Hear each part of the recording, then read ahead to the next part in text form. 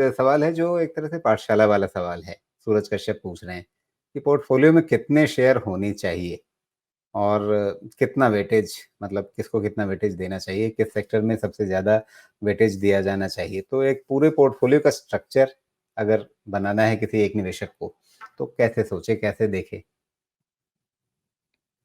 ठीक है, पहला समझाता हूँ डाइवर्सिफिकेशन थियरी के हिसाब से और दूसरा समझाता हूँ इंडेक्स एंड अदर अवेलेबल जितने भी इंडिसेस हैं या मेथड है उसके हिसाब से।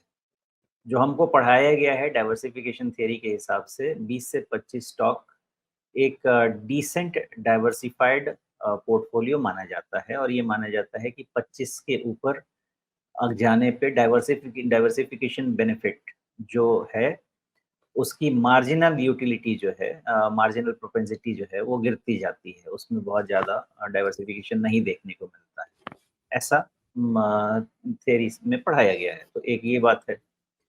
मेरी अपनी जो मेरा अपना जो तरीका है उसमें मैं 18 टू 33 स्टॉक्स के रेंज में रहता हूँ बिकॉज़ 3% से 5% में मैं ज़्यादा एक्सपोज़र उससे ज़्यादा नहीं लेता।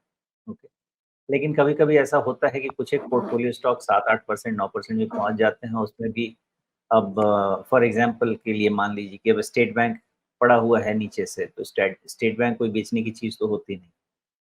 तो अगर वो पड़ा हुआ है, तो वो आपके पोर्टफोलियो को स्क्यू कर देगा, तो उसको बैलेंस करने के लिए आप उसको माइनस कर दीजिए पोर्टफोलियो में काउंट करना है कि तुम वहीं पे लगे रहो। उसके बाद आपको हो सकता है कि 34th स्टॉक आपको ढूँढना पड़े। तो नॉर्मली मैं 18 टू 33 में 3 टू 5% पर स्टॉक के हिसाब से एलोकेशन से डाइवर्सिफिकेशन लेता हूँ। कारण समझाता हूँ। अगर आप सिर्फ लार्ज कैप स्टॉक्स की बात करते हैं, अगर आपकी कोशिश है कि आप इंडेक्स के टाइप का रिटर्न प्राप्त करें, या तो भाई साहब इंडेक्स फंड ले लीजिए या फिर इंडेक्स बेस्ड जो स्टॉक्स हैं, उनका पोर्टफोलियो इनके प्रोपोर्शन में ही बना लीजिए। लेकिन फिर आप इंडेक्स को बीट नहीं कर पाएँगे, ओके? अगर आप इंडेक्स को बीट करना चाहते हैं, तो फिर आपको मिक्स बनाना पड़ेगा जहाँ पे आपकी स्टॉक्स की एक्सपर्टीज़ लगेगी, ओके? अब आप मान लीजिए बीट करना चाहते हैं नैरो इंडेक्स यानी बीएसई सेंसेक्स और निफ्टी। उसको बीट करने के लिए आप सेंसेक्स के प्रोपोर्शन या निफ्टी के प्रोपोर्शन का स्टॉक तो बना सकते हैं, लेकिन उसमें साथ में आपको कुछ मिड कैप भी डालने पड़ेंगे जिससे आपको उसको थोड़ा-सा अल्फा जो कि एडिशनल रिटर्न जनरेट करेगा आपको इंडेक्स के ऊपर। अब आप मान लीजिए कि और ज़्यादा बीट करना चाहते हैं, तो फिर आपको उसमें कॉम्पोजिशन डालना पड़ेगा फिर स्मॉल कैप स्टॉक्स का भी।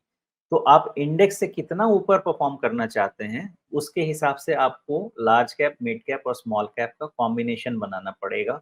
लेकिन ध्यान रखिएगा आप जितना ऊपर परफ़ॉर्म करना चाहते हैं, उतना ही आपका रिस्क कॉम्पोनेंट भी बढ़ता जाएगा, ओके? प्लस जब आप किसी भी पोर्टफोलियो को कंस्ट्रक्ट करते हैं, तो एक थियरी ये होती है कि जैसा आपका इंडेक्स में जो-जो सेक्टर्स हैं, आप उस हिसाब से काम कर लें, उस हिसाब से अपने प्रोपोर्शन बिठा दें।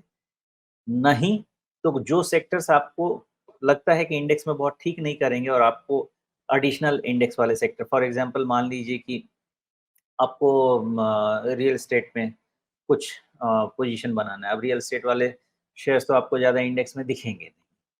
तो उसका आप कैसे बनाएँगे? तो उसके लिए आपको इंडेक्स से बाहर से शेयर लेके आना पड़ेगी या रियल एस्टेट एंसिलरी जो कि बिल्डिंग मटेरियल्स होते हैं, उनके लिए क्या करें?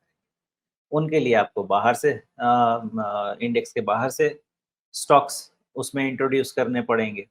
तो आपको सेक्टर डाइवर्सिफ़िकेशन भी करना होगा। सेक्टर डाइवर्सिफ़िकेशन का एक तरीका है इंडेक्स बेस्ड, दूसरा तरीका है आपको जो इंडेक्स पोटेंशियल लगते हैं फ्यूचर के हिसाब से, उसमें भी आप अपना डाइवर्सिफिकेशन कर सकते हैं। तीसरा तरीका ये होता है कि जो इंडेक्स के सेक्टर्स बहुत ज़्यादा मैच्योर हो गए हैं या बहुत रिच हो गए हैं वैल्यूएशन में, उनका आप वेट कम कर सकते हैं या उनका वेट ज़ीरो भी कर सकते हैं, जो आपकी रीडिंग हो उस हिसाब से।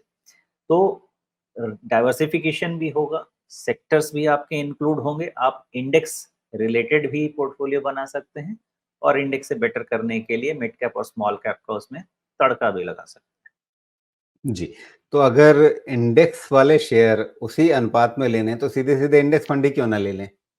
पहला स्टेटमेंट तो मैंने वही दे दिया, जी, वही ले लीजिए। बिल्कुल। तो अगर इंडेक्स को ही फ़ॉलो करना है, तो फिर उसका बहुत आसान तरीका है, फिर आप अपने से परेशानी मत उठाइए। और अगर इंडेक्स से थोड़ा-सा ज़्यादा चाहिए। तो फिर आप कुछ हटाइए जो आपको लगता है जो ये नहीं चल रहे हैं, नहीं चलेंगे आगे कुछ समय तक, नहीं चले हैं उससे ज़्यादा ये देखिए कि नहीं चलेंगे या बहुत ज़्यादा चल गए हैं अब और नहीं बढ़ेंगे।